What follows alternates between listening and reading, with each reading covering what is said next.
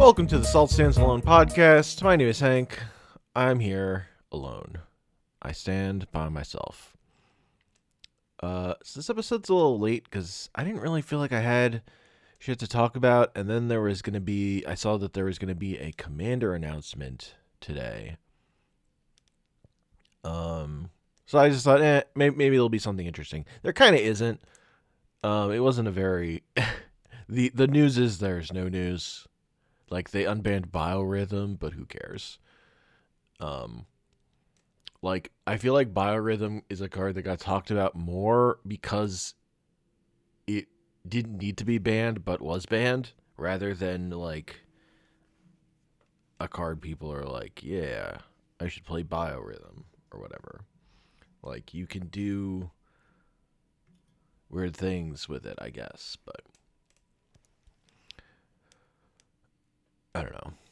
It's also because I feel like with creatures being so good now, Biorhythm's gotten much worse. Like, Biorhythm was much more fucked up in a world where creatures were bad, so you can just play your no creature deck. But whatever. Also, it's like 8 mana, so if you cast your 8 mana spell and win the game, that's fine. Who cares? It's much easier to cheat in a creature, which is the thing I do want to talk about, which is out of the cards they discussed unbanning, which were Iona. They didn't unban, but they talked about unbanning. Just more where I find the interesting stuff is not the stuff they did, but the stuff they thought about doing, that they were close to doing but didn't do. And Gristlebrand. And Sundering Titan. Those are the three. Sundering Titan don't unban. Why would you unban Sundering Titan? Like, that card's fucked up. Iona is funny with Painter Servant. I hadn't thought about that interaction.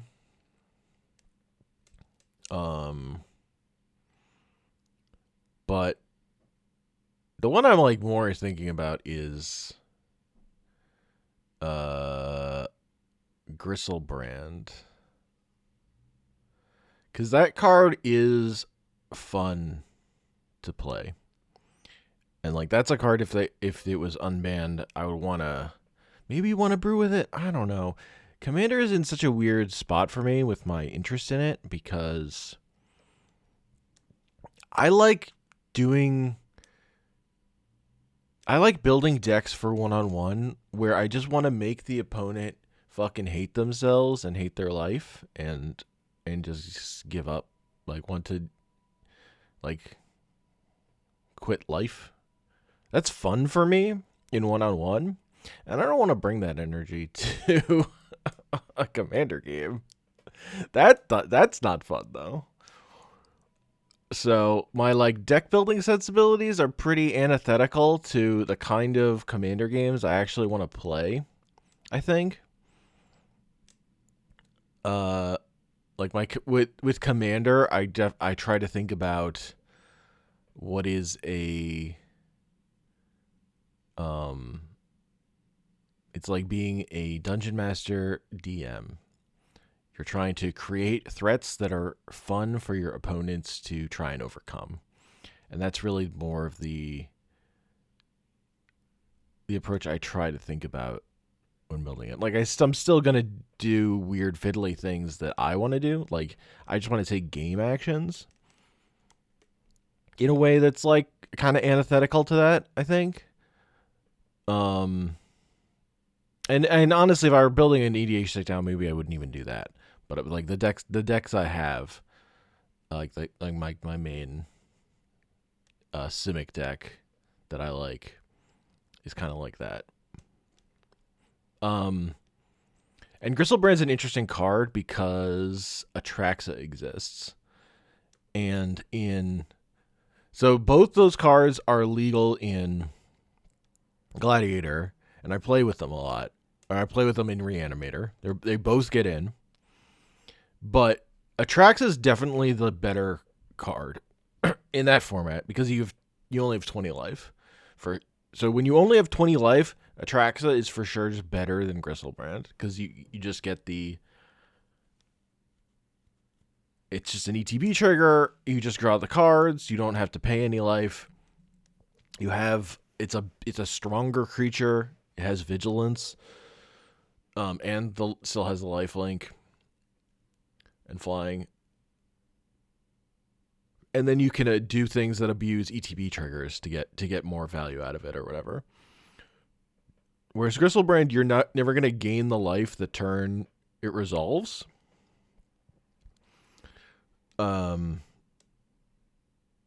So activating it too much puts you in a more vulnerable position.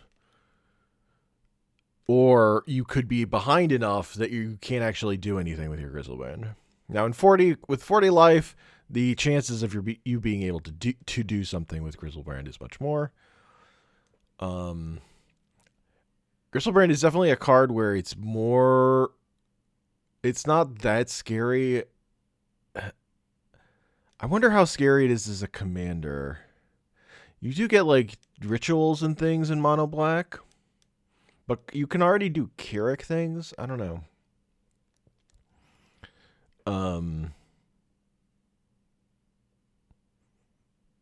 I don't know that deck is like a problem either. I think that's just, if you want to do that, that's fine. That's the thing you're doing. It can be this strong, or it could be weaker than that. You can just be a demon typal deck or whatever, maybe. Unlike the low end, for fun. In the 99, in a reanimator deck, that's where it's much more interesting, though. But it's definitely powerful and fun. I love Gristlebrand. I think Gristlebrand is my avatar on MTGO.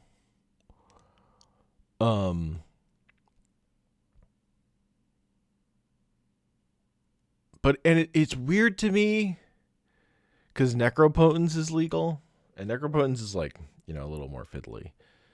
But you can just play Necropotence if you want to just Necropotence. I don't know. Yawgmoth's Bargain is banned. And that one, it's weird to me that you would unban Gristlebrand, but you would leave Bargain banned. And I feel like that's only for the argument of fun, that people like a big demon.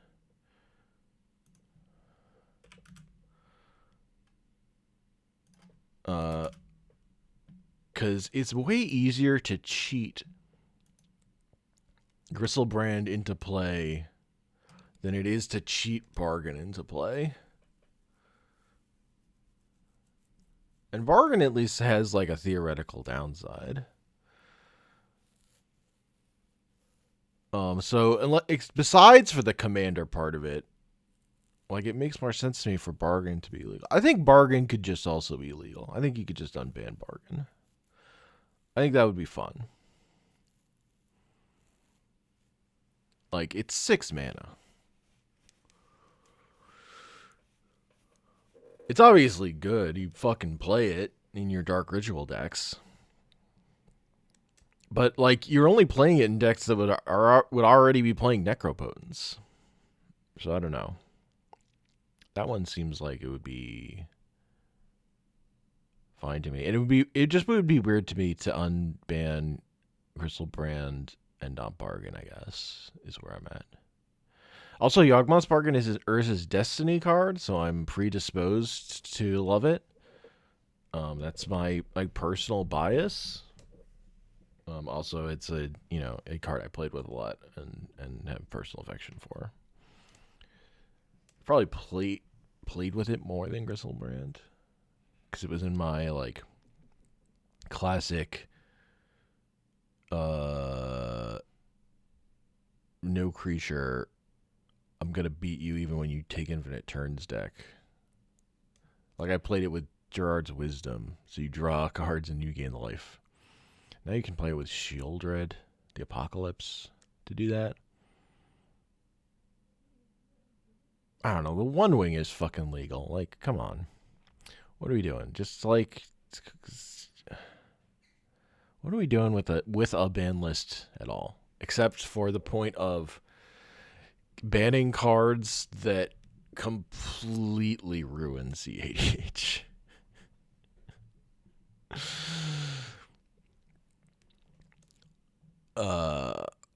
And are like for price reasons. Like, you shouldn't unban the Power 9 because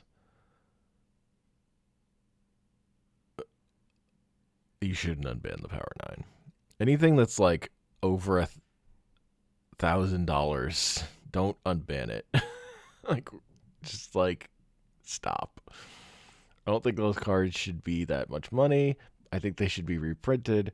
But if they're not going to be reprinted and they're going to be that, and people want to play this game in paper, don't unban them, please. But other than that, I would kind of unban everything and just have,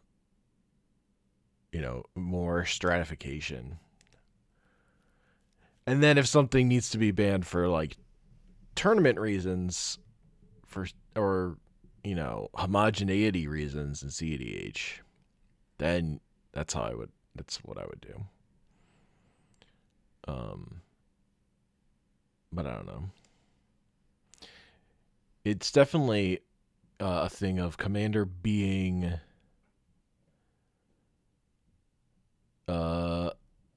Commander.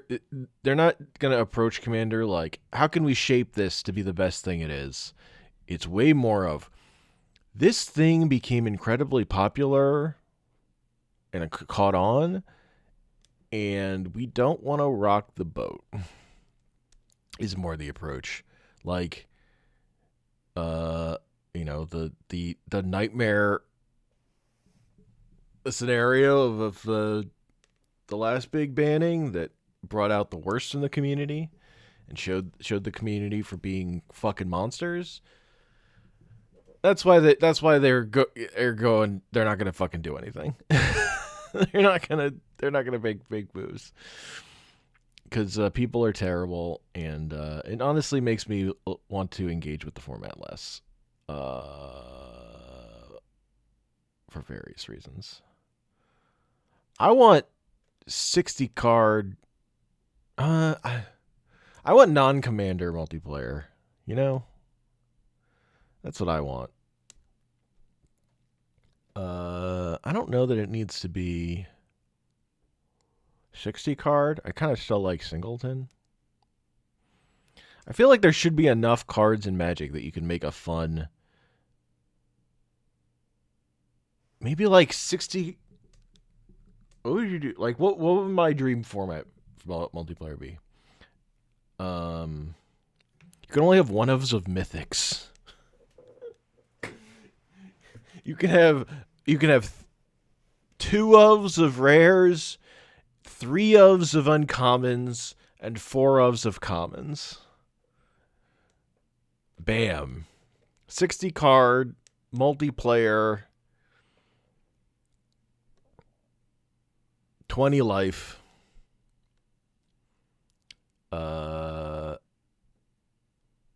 Let's fucking go. There, that's my new format I just invented off the top of my head.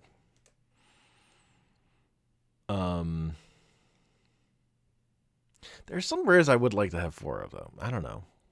To, like, deck build. But that's, like, the starting point in my head, I guess.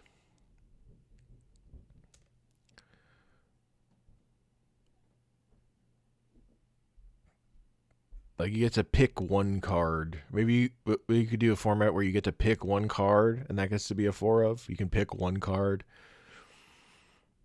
and that's a 3 of. You pick one card, and that's a 2 of, and the rest is singleton. I don't know, just weird. I wish like there was a little more experimentation with formats, but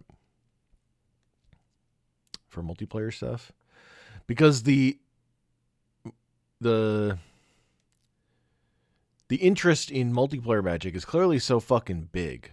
I just feel like there should be more play to it than just Commander. And I do kind of hate that there's a I just dislike, as someone who remembers Magic before there were commanders, that so much of the player base is like married to commanders, and specifically it's this brawl thing on Arena of like they're trying to make competitive brawl because there are players who just think of Magic as having a commander, but then also want to be sweatier or whatever. Um, and I just think commanders are fucking terrible if you want to be sweatier. I'm off them again. Like I was getting into CDH and I was like, maybe CDH. And now I'm fucking kind of off it again. Like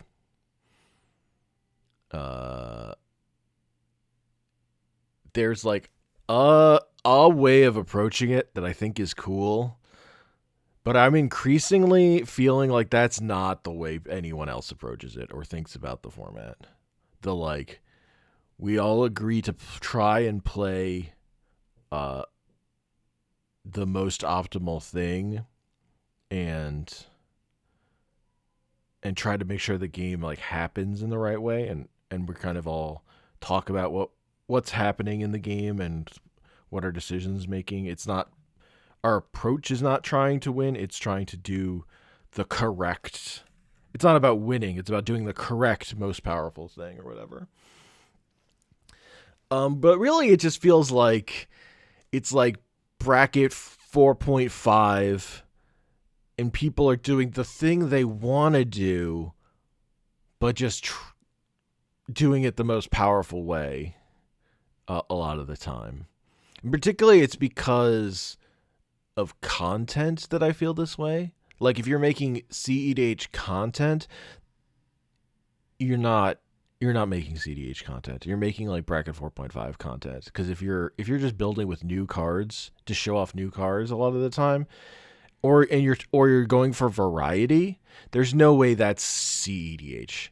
That's like a step below, because you're trying to be competitive, but you're not trying to do the best thing. You're not optimizing to the max or whatever. And I feel like there are a lot of CDH players who are like, this is my CEDH deck. It's like not tier 1, it's tier 2. And I'm like, okay, that's not a CEDH deck. That's a like you've invented something else. There's CEDH, there's tournament EDH, and there's like CEDH players that want to do the thing they like because it's fun. But it's still CEDH adjacent. I'm now on there are 3 types. For a long time, I was like, they're the 2 types. There's CDH, and there's tournament CDH. And in this moment, I'm like, no, there are 3 types. There's only one true CDH, which is doing the objectively best thing. And fuck your feelings. Fuck good gameplay. That's good gameplay, not important. Antithesis to CDH. We're here to do the correct, effective thing. Fuck fun. That's not what I signed up for. What are we doing? If the correct thing to do is literally only one deck, then you make a ban. Then you ban a card. That if you can ban a card and split those into 2 decks or 3 decks or whatever, that's good. And then I would feel okay about the ban list. If it's not that, then I don't know what we're doing. But that's just me.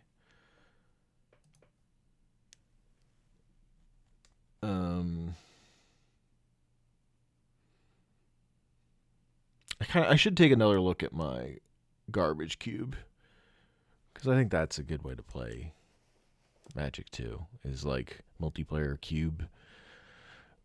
Just have a sealed pool and say make a deck. But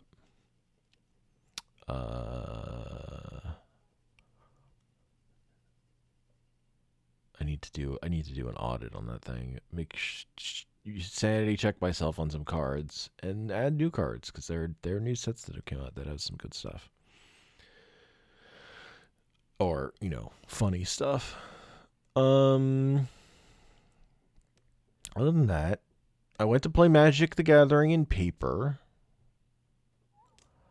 I went 03, so that's not great, but I had a good time. It was really cold on my walk. It was like a under 30-minute walk to my local game store, and there was a severe cold warning. It was like it was very cold. My beard was all frosted. I didn't tie my scarf right. I just tied it around my neck, and I needed to like set it up to cover like the part of my face. Um and that's a little finicky because I have to do it in a way that doesn't just cause it to fog up my glasses and then I'm blind. But that's what I should have done. But then I didn't realize that till I was like halfway through. I'm like, I'm not stopping. I'm just fucking powering through. It was fine, but it was cold. I started wearing, going out wearing sweatpants under my pants to keep my legs warm. The long johns theory. And that's pretty good. I'm not going to lie. That's layers, man. Put on a layer underneath. I don't know why just my fucking normal ass pants is like my idea of like how covered my legs should be. Need another layer of stuff under there. That's better. That keeps me toastier. My limbs. It's not your core is the most important. Your head is very important. Oh my god. Speaking of cold, I have this weird thing where if my ears get cold, I get nauseous. And I need to throw up. And it's not fun. So it's like I need a hat that covers my ears. And I always have one, but man, I learned that the fucking hard way. Just like walking at night in college and going like, what? I fucking need to throw up. Oh, it's because my ears are cold. God, that's terrible. I forgot a hat. And then when I got to 3-0, and then I got to drop, so I had to just leave early. And then I got home and played one of my async Canadian Highlander matches, and I won that. And that was fun. I was playing my Nadu deck, Nadu no red, 4-color, and I played against Jeskai, and it was extremely long, grindy games. Well, no, because it was 3 games. The first one was extremely long and grindy, and I lost eventually. The second game, I fucking stomped my opponent into the dirt extremely quickly. Like, it was just over. Like, I oppositioned agent to his turn 2 land on my turn 3. Because he didn't crack immediately. And I had, like, other stuff. It was like, well, it's just over. And then game 3 was also grindy. But that I had a birthing ritual, and eventually I just had too much stuff, and I won.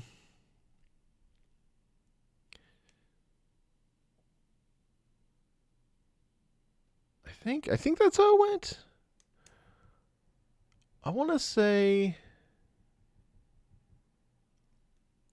I thought I nodded like twice, but maybe that's not true. I'd want the One Ring in game 3. The One Ring drew me a lot of fucking cards. That was a big part of game 3. And then I got to the doing it part of the game. Nadu's such a fucked up card. The fact that you don't actually draw the cards is very funny.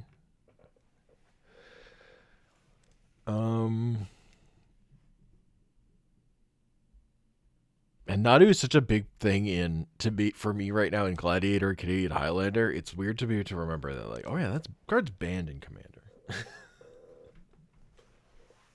You just can't do that. Which is, as it should be. That card is an affront to God, but it sure is powerful. And it's kind of miserable because it's so many triggers, but I like taking game actions. I don't know. I'm here to be toxic. I want you to hate your life when I'm playing one-on-one Magic against you. That's now we're in the right spot. I'm a fucking blue mage in my heart.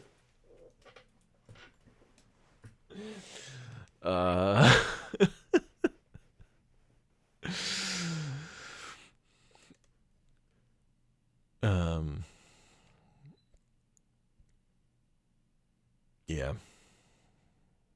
Give me. I kind of want Tolarian Academy on Bandit Commander, but I wanted that back when Tolarian Academy was cheap. Now that Tolarian Academy is starting to get expensive, I don't want it on Bandit Commander because that's going to make it even more expensive. I don't want it to become Gaia's Cradle. I really don't. It's sad to me because that card used to be not expensive because it was banned everywhere. It's been creeping up. What's it at now? Tolarian Academy. I don't remember how to spell. Yeah, card's up to like $160. I remember when that card was like 7. Like under 10. Goddamn. Okay, that's making me sad. Pricing of Magic the Gathering cards. It's fucked. I'm so glad I'm playing on Cockatrice now. Cockatrice is a lot of fun if you're willing to go the mile of talking to another human being in a Discord call. It's pretty great. Arena is still the best because you never have to speak to another human. Really. But so just the amount of energy it takes to play a game is much lower. I have not started casually going into LFG groups for Cockatrice games. It's just a little too much effort and energy to play the game for me to want to do that.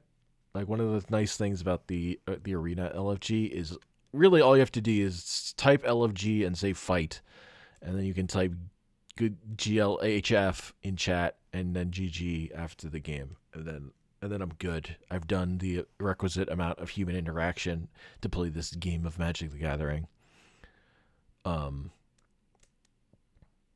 I've acknowledged that there is a human out there, but I didn't have to talk into a microphone to a person I don't know. But you're talking to a person you know, and you're having fun. That's great. That's a great time. But it's a different thing.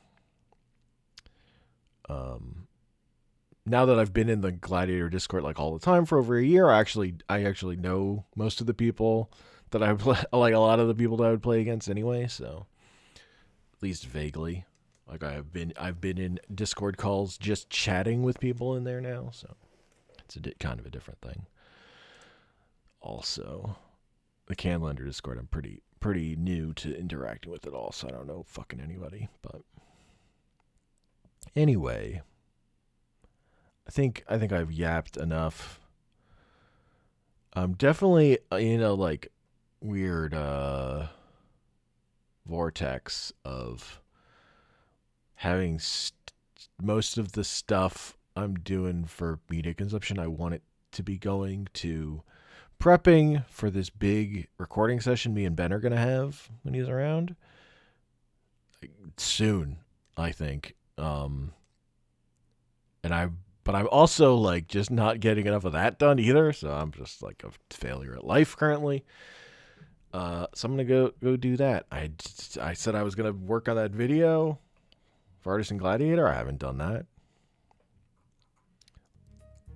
And and then it was time for another podcast. Life comes at you fast, man. It's fucking hard out here.